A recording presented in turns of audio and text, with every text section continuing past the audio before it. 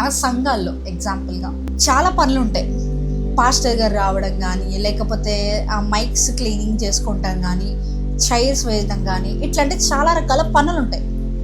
Church వాళ్ళు, సంఘం వాళ్ళు కొంతమంది ఏం చేస్తారంటే మార్నింగ్ వెళ్ళిపోయి వాళ్ళు పనులు చేస్తూ ఉంటారు. కొన్నిసార్లు లేట్ అవ్వచ్చు, కొన్నిసార్లు తొందరగా టైం టు టైం అయిపోవచ్చు. మీరు ఎక్కడి నుంచి ప్రారంభించాలి తెలుసా? మీ చర్చ్లో మీరు వెళ్ళినప్పుడు ఒకవేళ కనుక చైర్స్ వేయలేదనుకోండి, అది మీకు దేవుడు అనుగ్రహించిన భాగ్యంగా ఎంచి ఆ చైర్స్ని మీరు వేయండి. చైర్స్ వేయడం కాదు కదా నేను సేవ పిలుపు అంటే, మైక్ ఇచ్చుకుని నేను దేవుడి గురించి చెప్పడం కదా అనుకుంటున్నారేమో. నో నో నో నో దేవుని సేవ అంటే ఏంటి అంటే, దేవుని నిమిత్తమై నువ్వు ఏ పని చేసినప్పటికీ అది సేవలోనికి వస్తుంది. నువ్వు నీ చర్చ్లో చైర్స్ వేసినా, నీ చర్చ్లో మైక్స్ క్లీన్ చేసినా, సౌండ్ సిస్టమ్స్ క్లీన్ చేసినా, తుడిచినా, ఫ్లోర్స్ తుడిచినా, ఏం చేసినప్పటికీ అది సేవ అనే అంటారు. సో నేను మీకు చెప్పాల్సింది ఏంటంటే, మీకు సేవ తలంపు ఉంటే అది ఎంతో గొప్ప భాగ్యం. ఎంతోమందికి ఉండదు, చెయ్యాలని ఆశ ఉండదు. మీకు ఆశ వచ్చిందంటేనే అది దేవుని తలంపు.